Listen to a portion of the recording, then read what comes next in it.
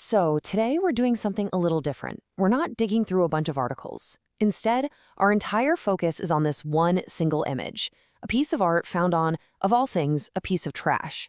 And our job, it's basically to do a forensic visual analysis. We're going to decode its textures, dissect what's going on, and unravel its symbols to really figure out what's the story it's trying to tell us. Just try to picture this for a second. You're walking down some damp alleyway, and you see this. It's a rotting, splintered wooden pallet. But it's not just junk, right? It's been totally transformed into this frantic, almost electrified painting.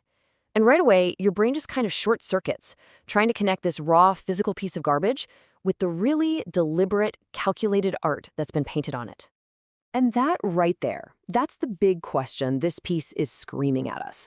It's a visual puzzle because, let's be honest, these two things, the high-tech symbol and the literal garbage, they feel like they should never exist in the same space. So, yeah, let's decode this thing together. All right, so where do we even start? Let's begin with the foundation, literally, because the canvas here, it's not canvas at all. It's something way more raw, way more real. So what you're seeing here are these 5 vertical wooden slots, really roughly cut. They're not joined up perfectly. You can see these big, uneven gaps right between them. And the wood itself, man, it's so beat up. It's splintered, it's cracked, it's totally weathered. You can almost feel the texture just by looking at it. It's super physical. And that physicality, it's not just for show. It carries some serious conceptual weight. I mean, just think about the life, the trauma of a shipping pallet. It's like the invisible, abused backbone of all our stuff, of global commerce. Its whole existence is just to be used, jabbed by forklifts, and then, once it's too splintered to be useful, it's just trash. So that's the key takeaway right here. By choosing this as the foundation, the artist is forcing us to look at a world of pure grit, of utility, and, well, eventual decay. We are way, way past sleek perfection here. This is all about the harsh reality of the street. Okay, so you have this really raw, analog background. And that's what makes what's happening in the center of the piece so incredibly jarring. Let's shift our focus to the main figure here, because honestly, it looks like it's from another dimension entirely. So what are we looking at here? It's this figure that's stuck somewhere in that creepy, uncanny valley, you know? It's part human skeleton, part rigid robot. Look at that head. It's huge, way out of proportion, this white skull thing with these massive, empty, goggle-like eyes. And then inside those thick black outlines, you see this watery, pale pink wash. It's almost like exposed flesh trapped inside a hard robotic shell. All right, let's talk about the pose. This wild posture. There are kind of 2 ways you can read it.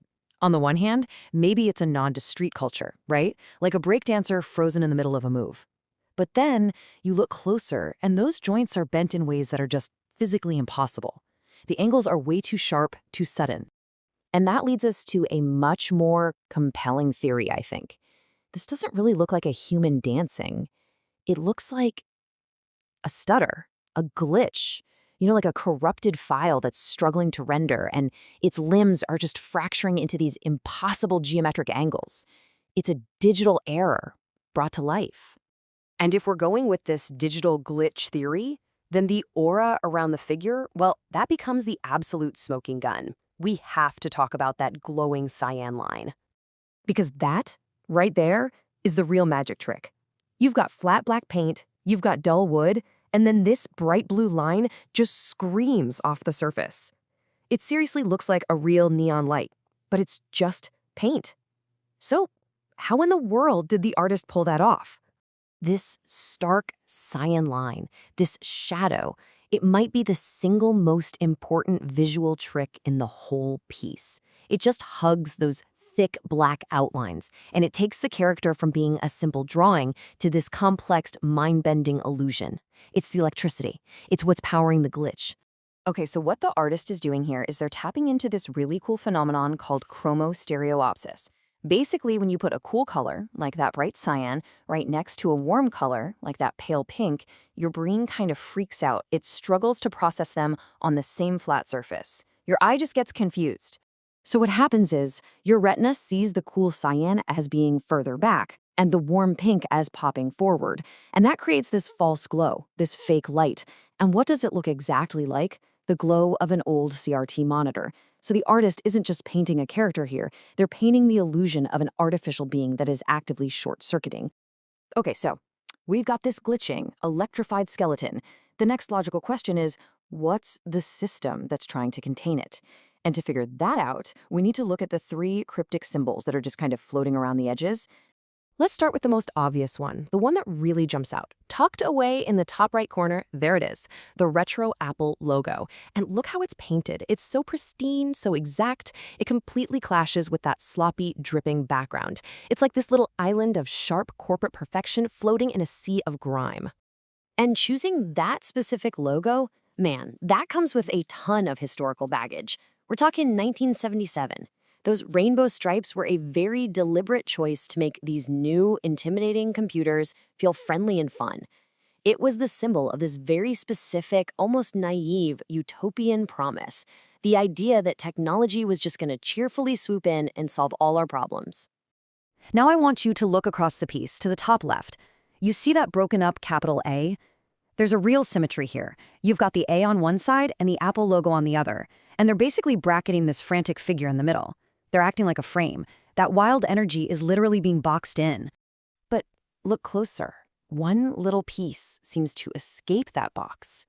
Down in the bottom right corner, there's this weird, small, detached doodle. What is it? It's totally ambiguous. It feels almost like the discarded scraps of humanity that didn't quite fit into the neat corporate system. You know, the leftover organic junk.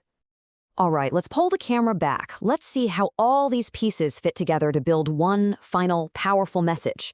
Because when you look at all these elements at once, the raw palette, the glitching skeleton, that utopian tech logo, what you're really looking at is a super sophisticated visual essay about modern life. And putting it all together forces us to ask a pretty terrifying question. This glitching thing, is it running towards that bright rainbow promise of technology in the corner, like it's desperate for salvation? Or is it running away from it in a total panic? Or maybe it's something else entirely. Maybe it's a mutation, born from the violent crash between the two. What this artwork does so brilliantly is it visualizes the unseen, physical cost of our digital lives. I mean, think about it. Right now, you're probably holding a flawless, pristine phone or sitting at a sleek computer, while you're in a messy, physically real, decaying world. That jarring contrast is always there. We've just trained our brains to filter it out. This artist, they're refusing to let us. And that leaves us with one last thought, one final question for you. If an artist came and painted a portrait of your relationship with technology, but they could only use trash salvaged from your street, what vintage logos would be floating in the corners? And more importantly, what colors would your glitching avatar be bleeding?